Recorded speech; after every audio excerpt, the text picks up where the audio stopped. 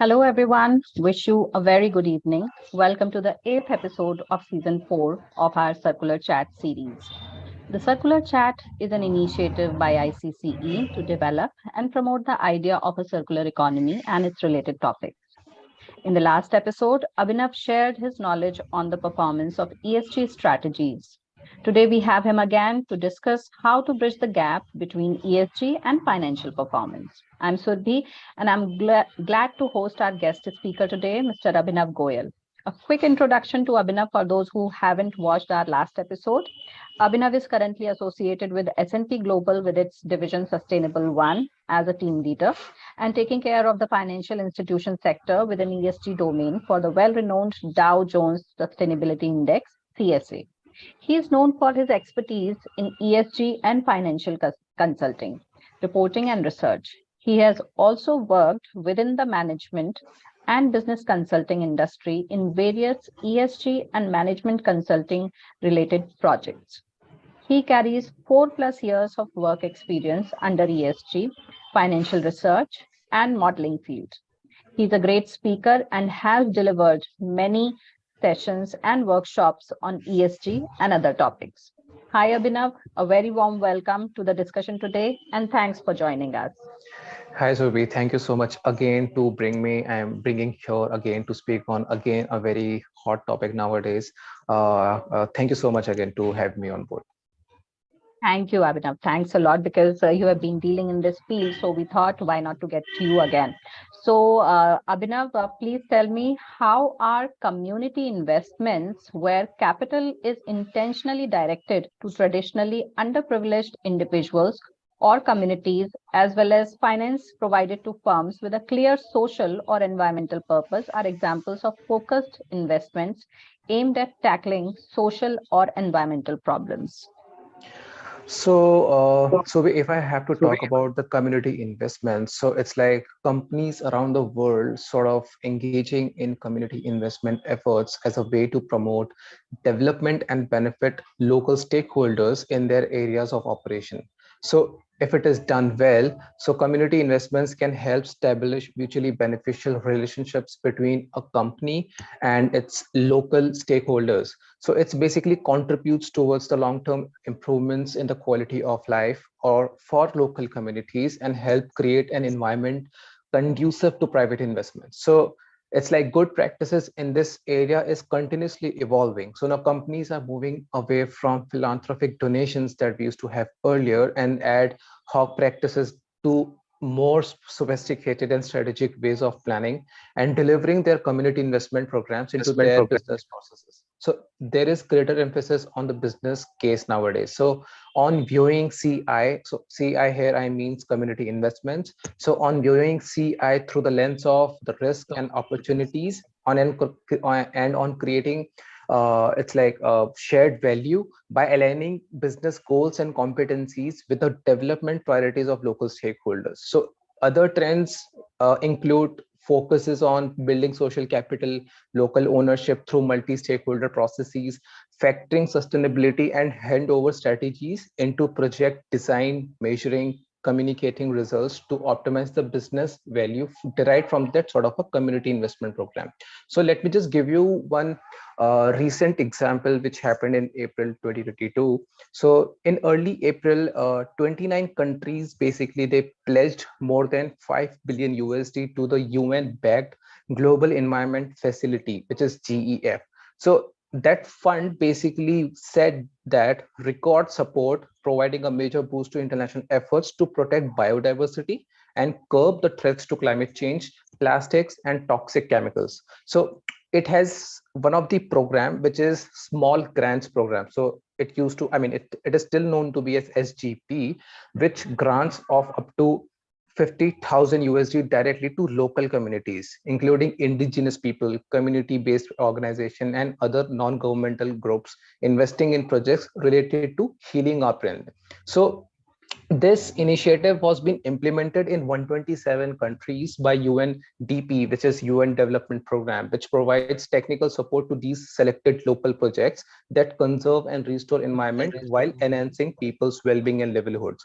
So within this fund, there was one project for people living in cities, which is sometimes hard to believe that in 2022 there are still communities that don't have electricity, but more than 500 people worldwide don't have access to this kind of services that many consider still basic. So this is the reality of people in the for the district of, let's say, Toledo. So it's a place in Belize where several rural villages lie far away from the national electricity grid, making it hard and extremely costly to electrify their own communities. So with this SGP that I told you about, there were three Mayan women. So there is a local community there. So they were solar Mm. engineers. So they started installing solar energy system and they started contributing to sustainable development in small indigenous communities within that area.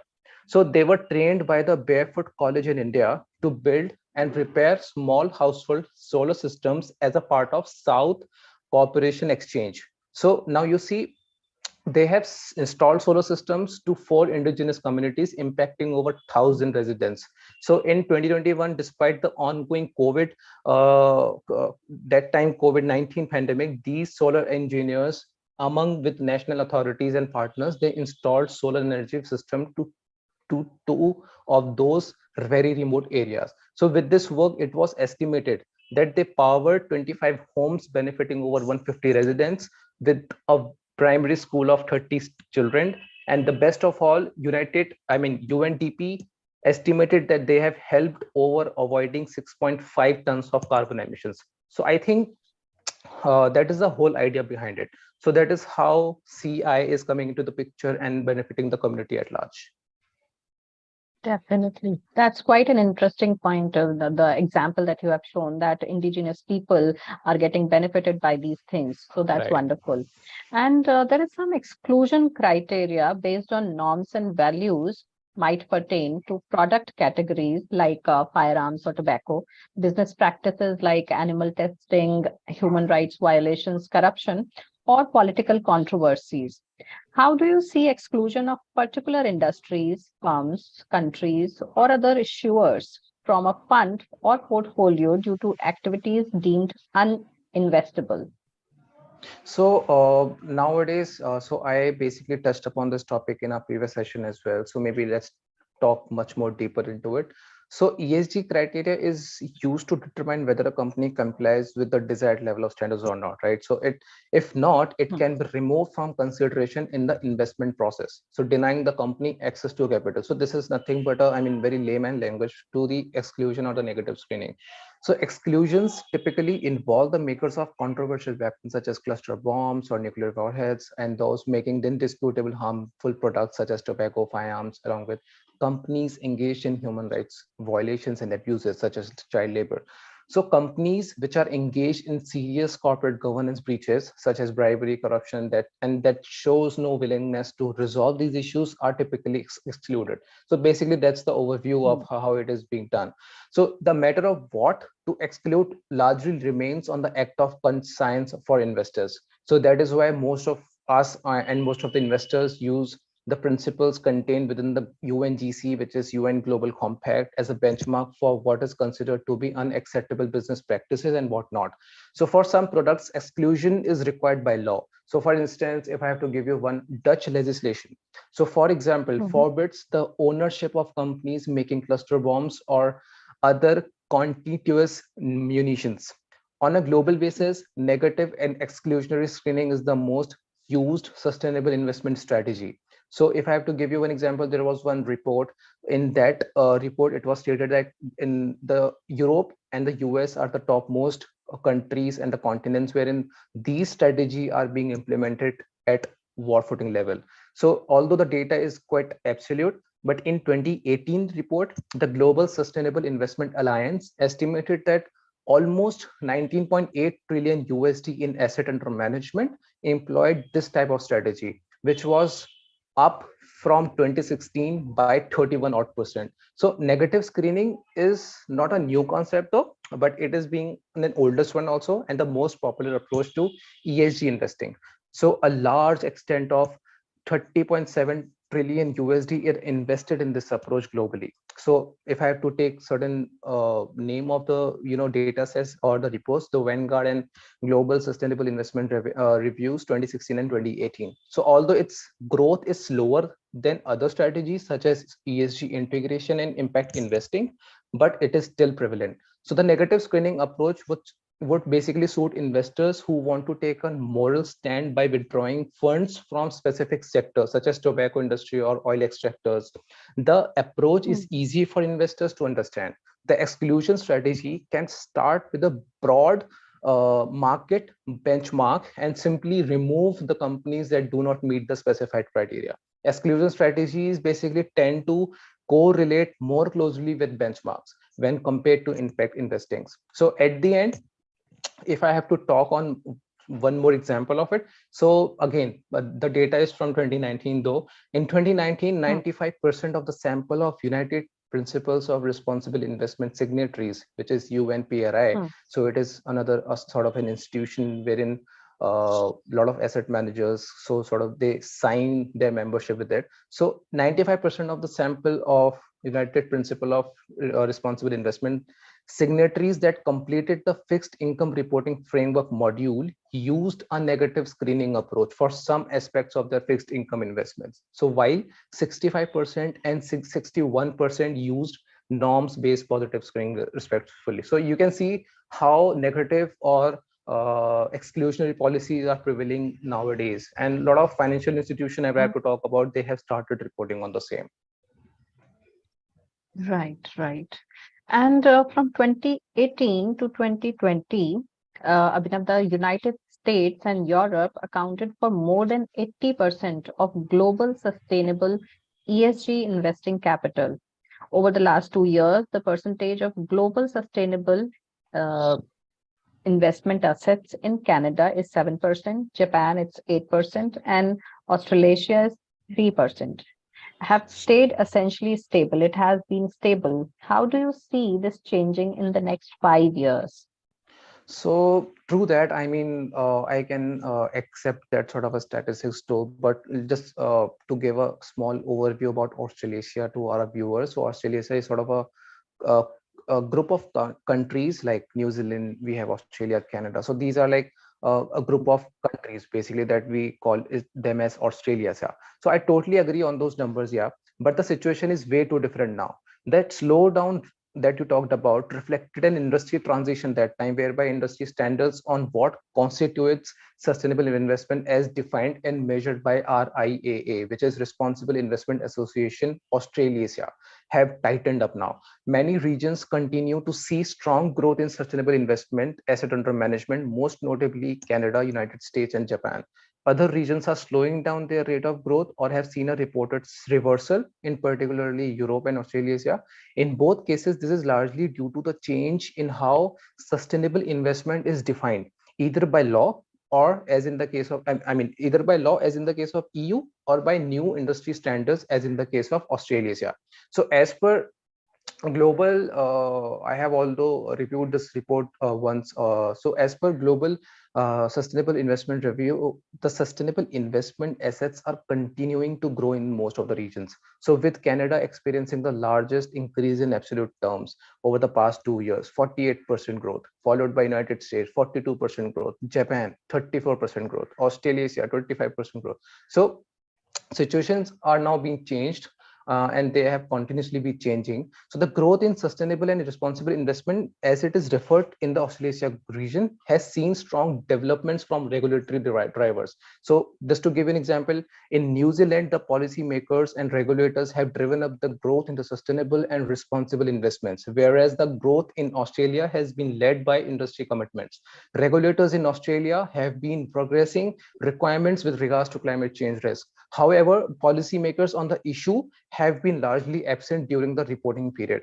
Across the region, a strong focus has been put on climate change risk management, with central regulators requiring companies and investors to disclose climate change risk. In Australia, the Australian Prudential Regulation Authority, which is APRA, has highlighted the financial nature of climate change risks and strengthened its monitoring of climate change risk disclosures, and the Australian Security Investment Commission. So I'm just terming these names since they are the regulatory bodies out there in Australia. So has been progressing requirements for directors to consider climate change risk. So again, to shorten up this, the whole regulatory environment within these regions are absolutely changing and absolutely taking a new fold now. So retail demand for sustainable responsible investment has accelerated in Australian region. Although I don't have any data sets to support my argument, but I have uh, seen certain statistics though, but yeah, I don't remember them now, shaping the distribution and development of sustainable investment projects. So for example,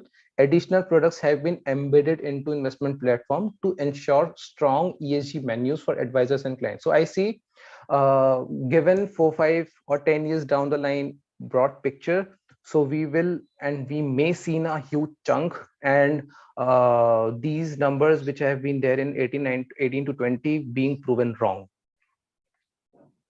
Mm. So they are definitely going to change these numbers in the coming years, Yeah. and hopefully that's going to change for India too. And Right. the regulatory frameworks and everybody is pushing hard these nowadays into ESG. Right. So, what are the two major reasons that are pushing ESG integration as the largest sustainable investing strategy in the world? So, Shruti, as far as I remember and as I can relate, I think the two broad reasons behind the sudden spike of the impact investing and this sort of ESG integration strategy is rising demand from asset owners, and another could be ESG indicators are now being seen as increasingly material. So, if I talk about the demand from which is coming up from asset owners nowadays, so it is the primary driver of ESG integration from my point of view. So in the United States, it's like 85% of the investors cite client demand as the main reason for integrating ESG into their investment decisions. In Europe, the number is 81% from institutional investors. Believe that the ESG integration is in the interest of fiduciary duty. Globally, asset owners, including pension funds, insurance companies, are leading the way by adopting ESG integration strategy for their entire portfolio. In particular, an increasing number of pension funds are putting ESG integration at the top of their agenda, basically. So, for example, we have CalPERS. So, CalPERS is one of the, big pocket in terms of pension fund managers. So, the USD, they have deployed 230 billion USD of the Californian pension fund and approved the adoption of a total fund approach for integrating ESG issues as a strategic priority in back 2011. So 2011. So because of their extended fiduciary duty, the pension funds face a greater risk of being sued if they fail to manage ESG risk in their portfolio. Pension funds, insurance companies, mutual fund, houses worldwide hold 65 USD trillion, or about 35 odd percent of the world's financial assets. So on the other hand, investment management firms increasingly see sustainable investment as an opportunity to grow their practices by staying ahead of the curve. Second reason, as I said earlier, I think the ESG indicators are now being seen as increasingly important and holds too much of materiality. So it's like one of the report from International Integrated Reporting Council, which is IIRC. An increasing percentage of an entity's market value can be attributed to intangible assets. So between 1975 to 2010, the intangible assets increased 17% from the market value to 80% for S&P 500 companies. Most importantly, an increased number of studies suggested a neutral to positive relationship between strong ESG indicators and the long-term financial performance. So if I have to take like polling results from 36 studies, there has been a lot of studies being conducted. So there was one study being conducted by Mercer. So it showed that 30 studies evidence a neutral to positive relationship between ESG factors and the financial performance. So on the same note, a study led by RCM. So RCM basically is a company of the preeminent, you might have heard of Alliance Global Investors. So it's a very big global asset management group. So that it showed that investors could have added 1.6% a year to their investment returns over slightly less than 5 years by allocating to portfolios that invest in companies with above average ESG ratings. So I think these are the two major reasons because of which I think I have my point of view. But there could be another reasons as well. Like we have, I mean, the ESG integration provides stock liquidity. They at times, assist in increasing the value. The committed, I mean, it provides commitment to stakeholders. It provides sort of an ability to retain talent, and there is a lot of strong analysis. So, but I think those two are the most, I mean, most The predominant major, reasons. major. Yes, yes. Right, right. And how does the positive screening of industry, like investment in industries, firms, Hmm. sectors, or projects that receive a rating above a predetermined level, have an impact on ESG performance relative to industry peers? So, at times we use positive screening term and negative screening side by side. So it's like positive screening is sort of a process of finding companies that the way you said, the process of finding companies that score highly on ESG factors related to their peers. So funds invested under the inclusion based approach, which is positive screening, also known as positive screening, that I said, grew 125% to 1.8 trillion USD globally between 16 to 18. So this statistics was there from the Global Sustainable Investment Review again. So this was much faster growth compared to the traditional exclusion approach to ESG, which screens out companies in negative scoring sectors such as gambling or pornography. So it's like it is Hmm. totally not totally opposite from the term of negative screening, but it has its own meaning. So these companies can then be selected for sustainable investing portfolios. It is the flip side of negative screening, which aims to whittle out the low scoring companies so that they can be avoided. Many investors view negative and positive screening as two sides, as I just said, of the same coin, and run the screenings simultaneously. So both negative and positive screening are always done in peer comparison. So compare companies are judged against others in peer group according to their ESG characteristics. For most investors, positive screening means identifying the highest scoring part of an sustainable investment metric. Usually the numbers is somewhere around 20 to 50% stock ranked on the ESG scores. So the positive screening process is often used to build portfolios with enhanced sustainability portfolios subject to criteria such as superior environmental records, strong reputations for labor practices, gender equality, good governance issues such as non-involvement in controversies. As such, it is a good tool for thematic funds and impact investing strategies. Positive screening is also commonly used for building best in class funds that targets the company in sectors with superior ESG scores. So in positive screening, investors normally consider the best in class company within a specific sector, which means that stocks operating in a sector such as oil and gas or mining could still be included in the portfolio as long as they can demonstrate the best ESG credentials in their area of business. So on the other hand, negative screening excludes companies working in sectors that might be harmful to the environment or the society. So, I'll not term any entity or any tool that mostly the company uses.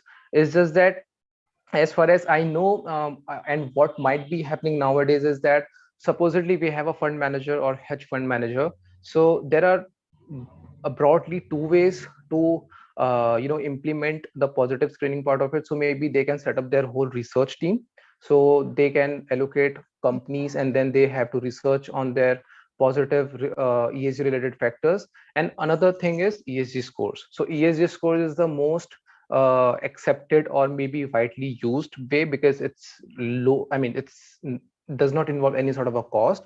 There's no timings which are being involved. You just need to fetch out ESG scores through any of the databases. So I think mostly the ESG scores are the most predominant way of implementing positive screening. So I think, yeah. Great. Right. So positive screening or negative screening, it depends upon the industry, which process they want to Right. go for. Right. So there's nothing right or wrong in both the processes, but Right, right, definitely right. processes are different. So Right. thank you, Abhinav, for being here with us. It has been a great informative session with you. And big thanks to our audience as well, those who have come live with us. And if you have any queries, you can write to us on info@icce.com. We'll be back at the same time next week. And if you don't want to miss out on any updates or future conversations, do follow our social media pages and subscribe to our YouTube channel. Have a great evening and a good weekend. Thank you, Abhinav. Thanks a lot again. Thank you so much, Have a Subi, and great thanks day. to the viewers again. Yeah. Yeah, thank you. Thanks a lot. Bye bye.